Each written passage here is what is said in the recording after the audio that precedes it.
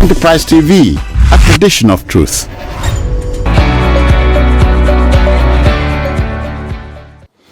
Hello, folks, and welcome to another program in this series, Homo Politicals, in which we discuss Nigeria, our Nigeria, just so you know. All right, today, Rivers' befuddling politics, State Assembly complex demolished. You know, I'm ever so intrigued by the American comedian actor Groucho Marx's simplistic description of politics. He says, let me quote, "Politics is the art of looking for trouble, finding it everywhere, diagnosing it incorrectly, and applying the wrong remedies," end quote. One gets the sneaky impression that Groucho Marx was thinking our country, Nigeria, when he penned that line. Now, Nigeria's River State, dubbed affectionately the treasure base of the nation, caught the eye of the watching world when, in October, the State House of Assembly complex got rocked by fire after an explosion. We hear the fire came to stave off an impeachment of Governor Sim Fubara'S. Now, the latest is a controlled demolition of the said complex. Raises the question, are we in for a long night in River State? Let's have a conversation. I have two gentlemen who have been following the unfolding scenario in Rivers. Let's meet in no particular order. Let's meet and greet Barrister Evans Ufeli. Evans is, quite apart from being a legal mind, is a political commentator. I greet you, Evans. Thank you, sir. Good afternoon. He's joined by broadcaster, communications expert, Cyril Abaku. Cyril, welcome. It's a pleasure to be here. Cyril, let's start with your state. Rivers State is your state. Mm-hmm. So you could say Rivers on our mind. Mm-hmm. What's going through your mind now? Well, it's not a good feeling, quite frankly speaking. It's great to have your state in the news, but not for the wrong reasons. Just yesterday, the assembly complex was demolished. The governor presented a budget before the House of Assembly. If you ask me, there are just about 4 of them who were there to receive the governor's budget proposal. But also add that the presentation was made somewhere in Government House. No, of course, at the hall. Two things happened. First was the demolition of the assembly complex, mm-hmm. citing reasons of safety, security, threat to safety. You know. Well, the complex, he said, does not seem to pass the integrity test for legislation, particularly that it was befitting of a political which sit and make laws for the state. And so you have to bring down what plausible reason. Yes, whatever remained of the initial explosion that rocked the complex by, I believe, men possessed of demons. Then the event of him going to also present the budget yesterday. I mean, all of this happening on the birthday of former Past Governor Wike. That couldn't have been deliberate. Yeah, well, I mean, whom he also now later went on Twitter to go and say X to say my Oga. I celebrate you, I salute you. That is politics? No, now that is politics at its finest rendition. You know what I mean? Yes. On the one hand, the gun has been fired, but you can't seem to find the fingerprints of the man who fired the gun on the smoking gun. It's smoking, which means the bullet has left the barrel. But you cannot put the man's fingerprints on it. It's classic, really, if you ask me. But it remains to be seen how where we move to in the coming days. Because to wrap this thought, what we're seeing now is this: do whatever you can, and then if the matter goes to court, you will now think of what to do as an afterthought. But for now, whatever you can get before before any court process begins, just do it. So you see the defections and all of that. And you just imagine where all of this may even be heading. All right, Barrister Ufeli, are you surprised that Nigerian politicians are becoming Machiavellian? And in that wise, let me quickly quote Niccolo Machiavelli. You remember the Italian political theorist? He said, quote, "Politics have no relationship to morals." Yes, I'm not surprised that Nigerian politicians are becoming Machiavellian. They have adopted a system where they emerge as the leaders without the people's input, or by a sheer pretense or mechanical orchestration of the people's participation, which they avert to clinch victory, to lead the people by force. So as long as the people are not the focal point of political engagement, the politicians will continue to maneuver, fight themselves, beat themselves, outplay the people, outplay one another, and do all that. If you bring it back home, you see that. Sorry, do you suspect a long night in River State? Yeah, from your prologue, the tune was said that it's a long night. I mean, the end of this is far away. This macabre dance may consume the whole of the 4 years of Fubara. And he may end up not even performing at all because he too, how be it sympathy should have a place in human condition, he too is contributing to the problem at hand. Contributing to the problem at hand in the sense that allegedly fire got the House of Assembly of that state. And now I hear the government has owned up to that fire. Yes, and they say what is left is not safe for legislative business. And to protect lawmakers from harm and all that, they decided to bring down the building. Now, I am not completely convinced that that building does not stand the test of integrity. Fire caught a part of the building. The part that fire did not touch, how did that part become paralyzed and unfit for legislative business? What kind of legislative business that is? I mean, before the fire, the place is used for legislative business. So they should tell us the truth that the reason for this was because they do not want the 27 members who defected. I hear 26. 26. That one has made a return. A return. Some say 2 made actually.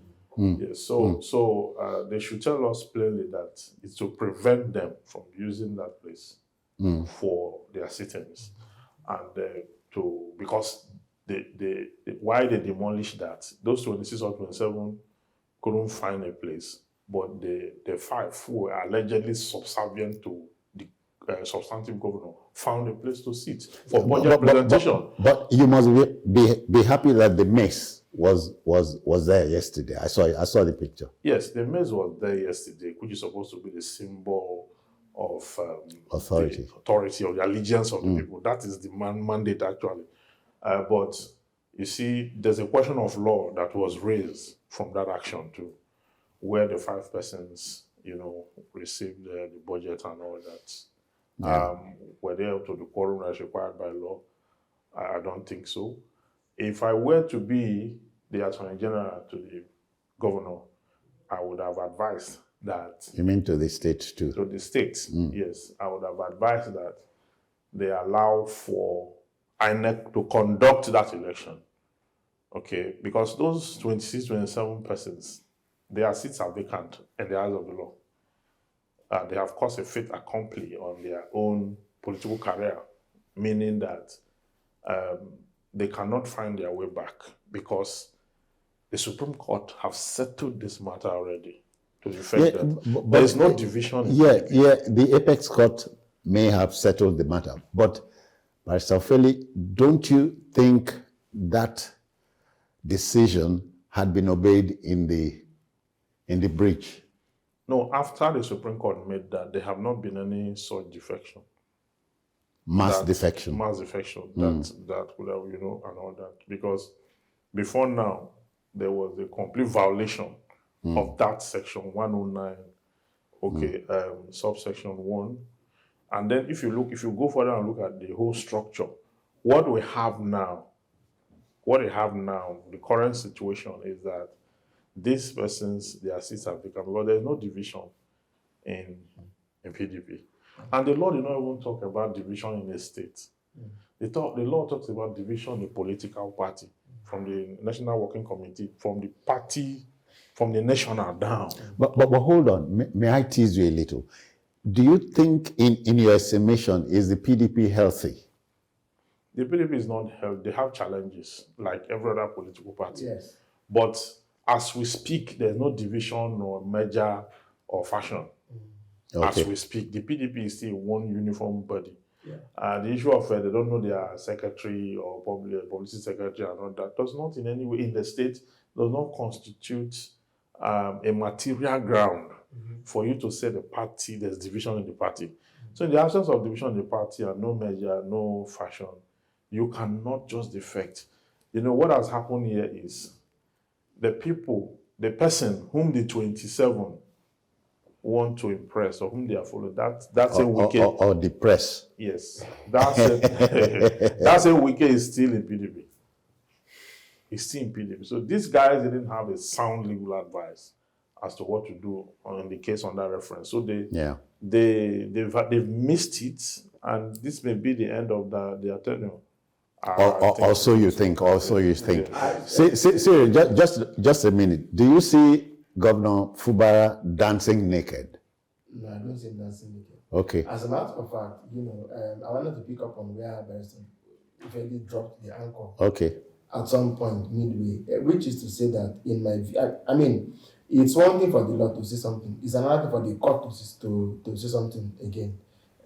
Sometimes the law is clear what it says and we know, but it is possible, it's very possible that the court may say something else. We've seen the court also say something else. So not in this case, because all lower court will have to submit to the authority of the Supreme Court. Except it's the Supreme Court that is saying something other than what it has said before. It's fine. So, but but we have heard that a speaker that was caught in the web was pronounced as the original speaker. As Edison. Yeah. Yes. Except that the way Edison emerged is also questionable. It's questionable in the sense that the election that brought him to that position and the legislative proceeding of that day is not before the public. And I don't know, because when they get to court, they are going to question the validity or otherwise of his speakership, because we all know that they all voted for the substantive speaker, the one that's part of those who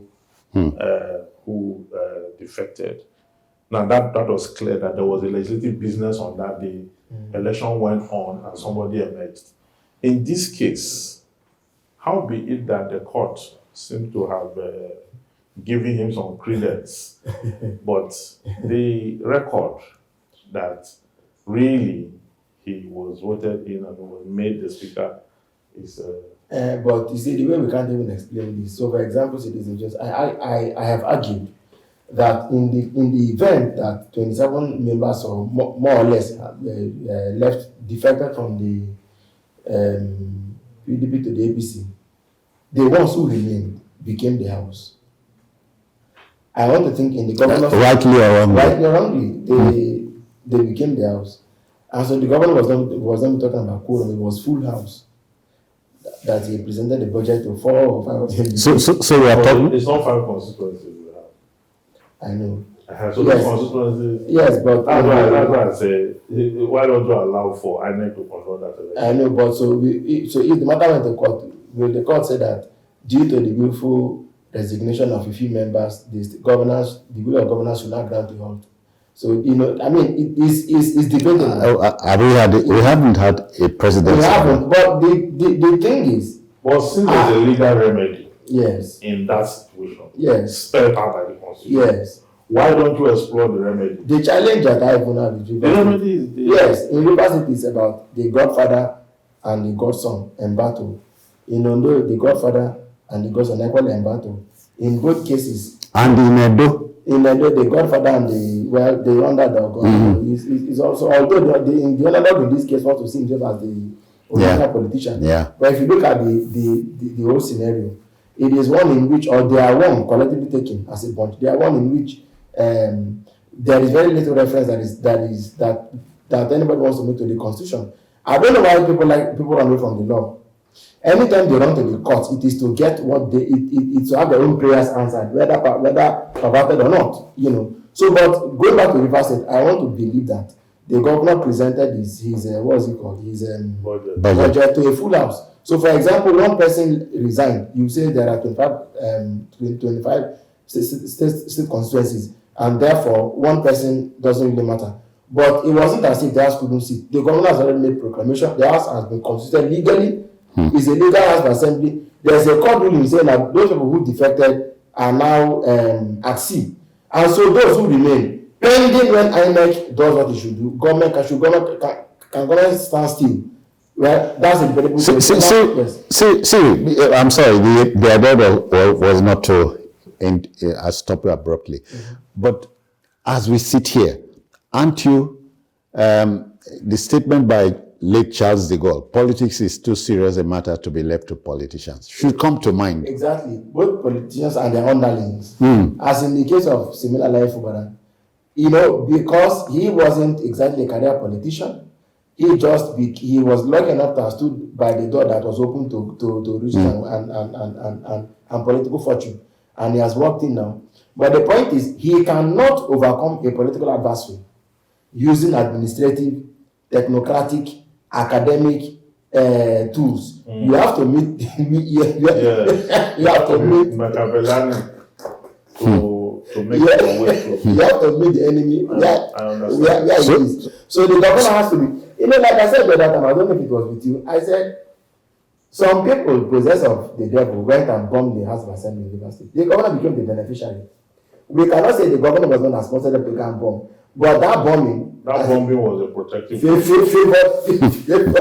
a protective bombing. And you see this issue of, like I said somewhere, you see this defection, political harlotry or political promiscuity must cost the perpetrators and actors something very serious.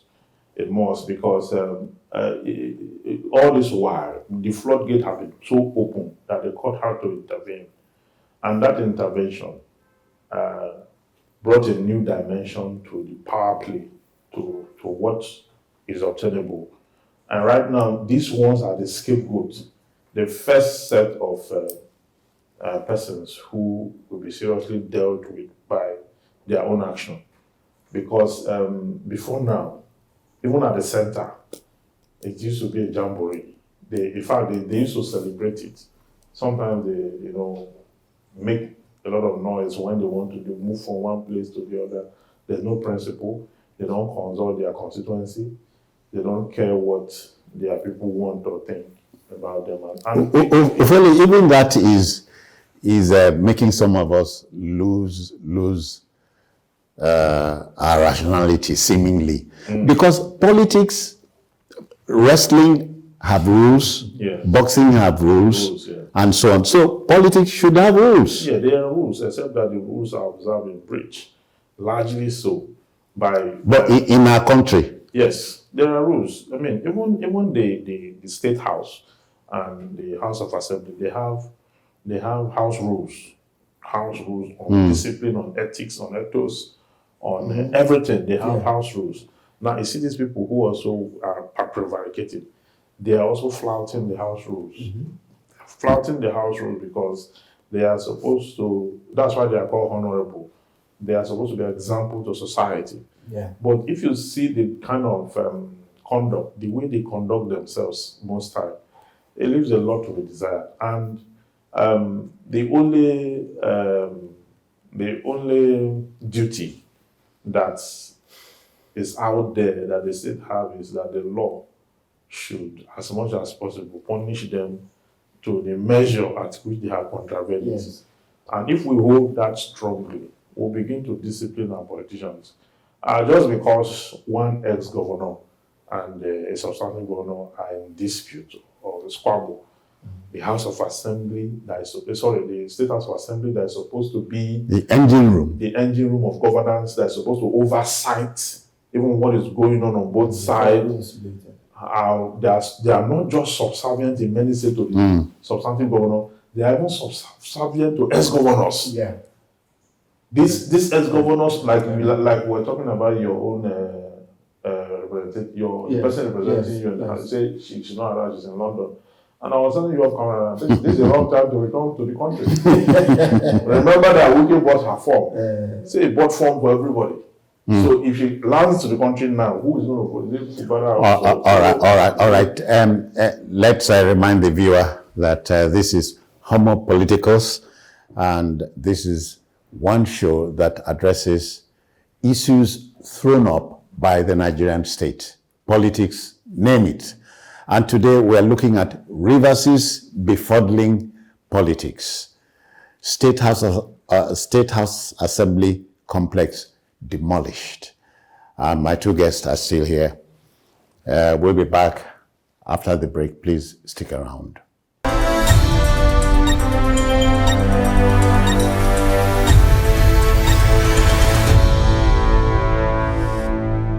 Enterprise TV, a tradition of truth.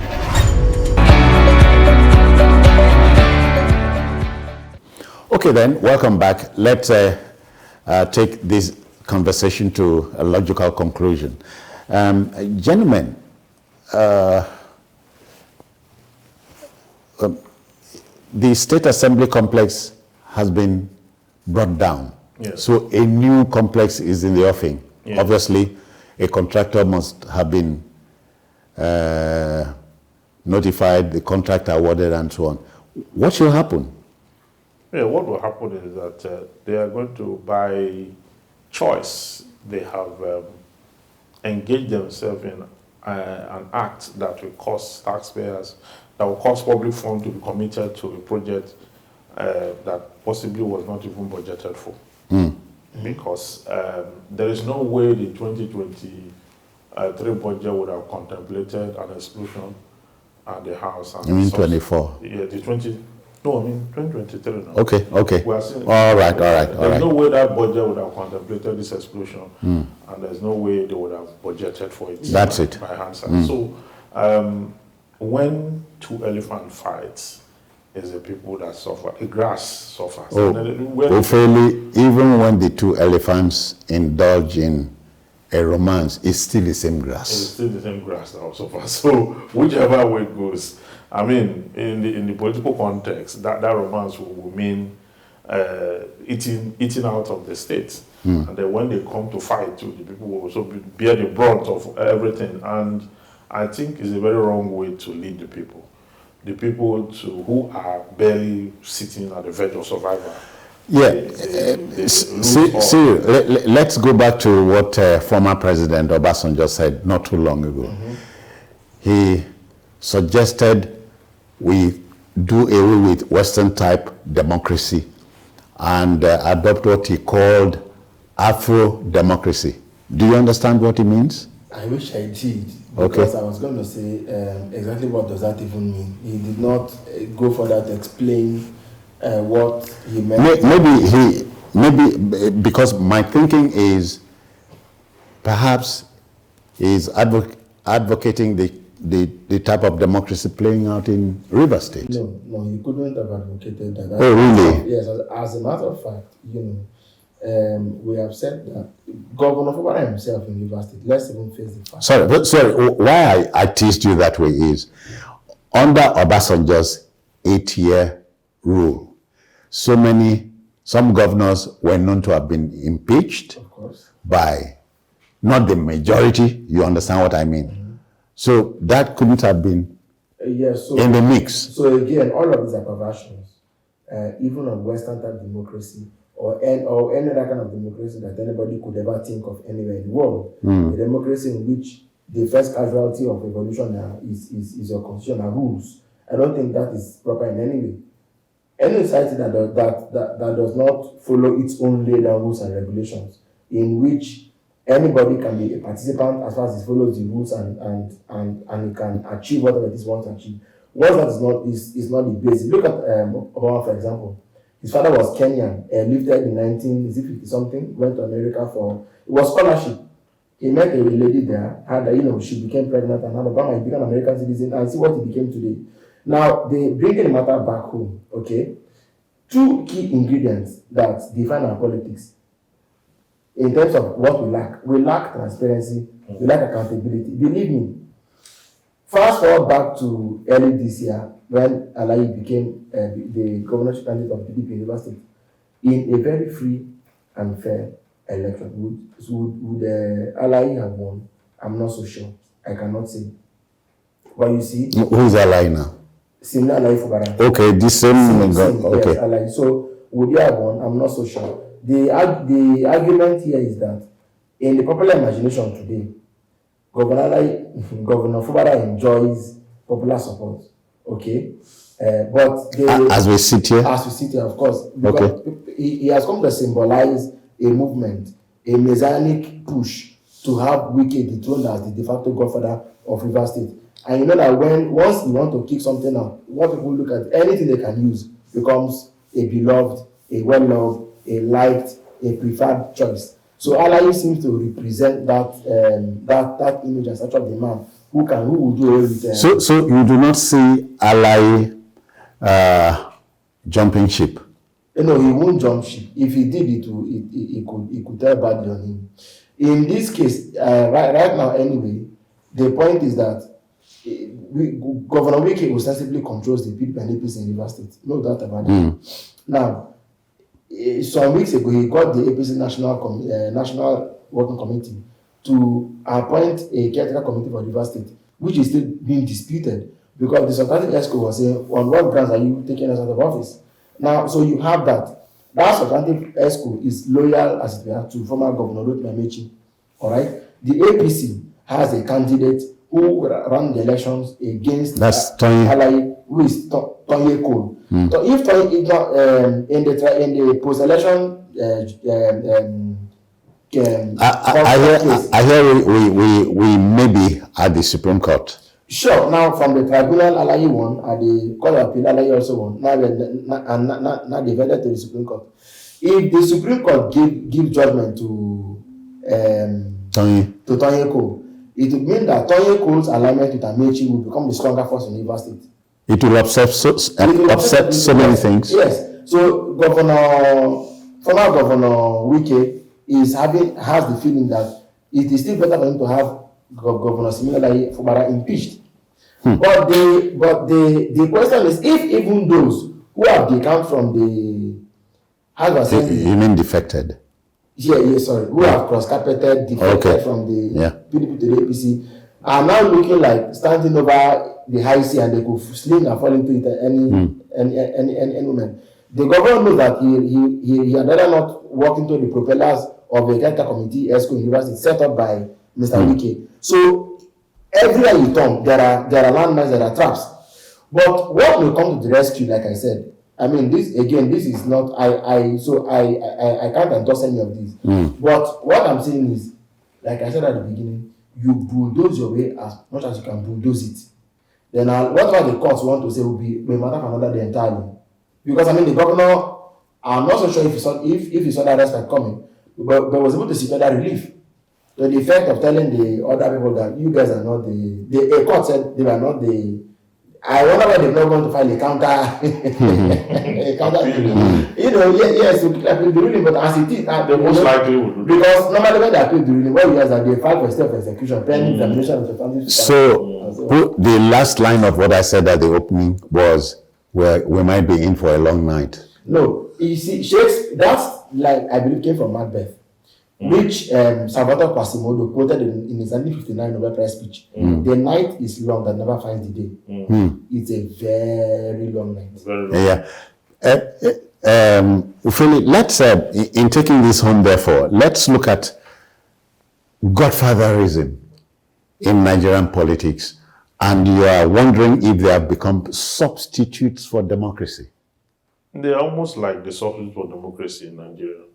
Even though it's a forbidden thing to admit to, but it's becoming the reality. Godfatherism now is like the mandate. Because you cannot in Nigeria, current day Nigeria, successfully go to the people, campaign, get their mandate, and win election. You can't. So there's always a godfather somewhere that has to anoint you, okay, before you even But go the to godfather in that respect is not the INEC. It's not the INEC, but it's a money bag. And because our society is materialistic, people will collect money, sell their votes. INEC officials will collect money to write results. They just conclude the election, off-cycle election. There were allegations that in some states they wrote results even before the election. The INEC said they will investigate. We must be in trouble. Yeah, we're in trouble. We're in trouble because our people are materialistic. In fact, there was a man who, after voting, they interviewed him, and he told the press that he's not happy about the election. And they said, why? He said before he went to vote, they promised him 10,000 naira. But after voting, and they gave him 5,000 naira. He deleted that on air. You understand? So if these are the electors you have, and then you have a godfather who can also buy the umpire, what kind of democracy are we talking about? We don't have a democratic system. What we have is someone who can share money, give gratification because everybody is willing to collect anyway. Yeah. I mean, until we run politics on the basis of principle, you understand, you will not get away with it. You will not get anywhere. Cyril, let's bury this discussion. One statement comes to mind there. The late Winston Churchill, Prime Minister of Britain, said, politics is not a game, it's an earnest business. You believe in? It is. Because, you see, sometimes in business, people get into uncharted waters. We are talking about the chaos in university. Even that chaos has laws, except if you're not an initiate.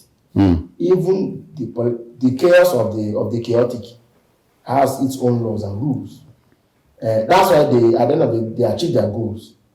So even the madness has a method to it. But endless business, because you see, you have to act while there's very top of timing. Sometimes these things are said in passing, but I can tell you, timing is everything. If you miss the timing, you see, the governor, he was even, as I speak with you, the Commissioner for Justice and Attorney General is said to have resigned. If you check, you see that, yes. But the fact is that yesterday, the governor timed it properly. After demolition of the assembly, immediately called him in and said he had passed that he had submitted the budget. Believe me. Even the National Assembly has not seen such magic. I can assure you that if that budget has to pass in 2 weeks' time or even in a week's time, it's ready for a signature. And the point is that when all I need is the seal. It's like what they do with the election now. They read and say, go to court and prove that we didn't read it. So if that preparation bill is passed into law and he signs, it becomes the Preparation Act. If the other party, that would have been a slap on the godfather. It is up to him. I mean, whatever he wants to take. And it's very difficult to reverse a legislation. That's what I'm saying. So the moment, good. So the moment, you see now. So the moment, I mean, but I'm just talking about the issue of timing. Once it has been achieved and it has been, every ground you take is very difficult to discuss. So for Fubara, time is of the essence. No, and I think he's racing. We thought, initially we thought this man wasn't up to the task of putting up a fight. But what he did in one fell swoop yesterday showed that he is politics confine you with everything. Automatically, yes. You have no choice. Yes. Than to become because I hear when you are number one, you are alone at the top. Because I suspect what really happened. It's only at the top. Yes. What I think really happened was this. After the initial bust up involving the bombing of the House of Assembly and the attempt at dayton between the governor and his godfather in Abuja at the president's instance and so on. What it would have led to would have been some sort of power sharing in university, which Wike did not ever want at all. But you should have read the times. The way the conflict had snowballed up to that point, you can't do anything other than power sharing.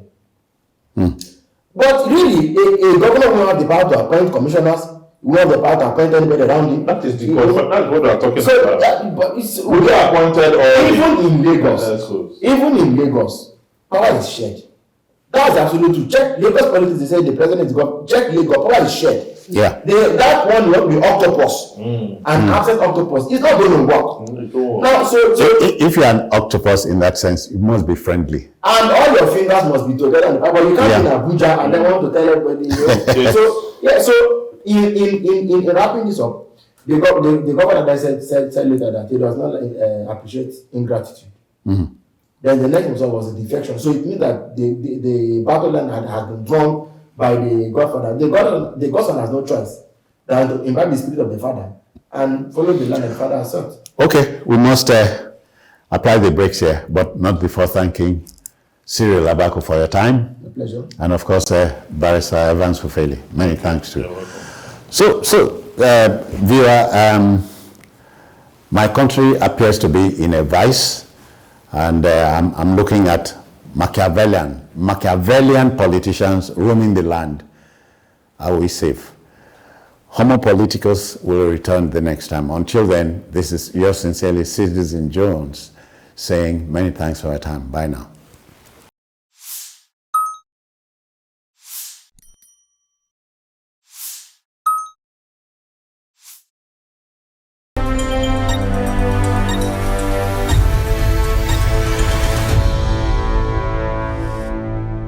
Enterprise TV, a tradition of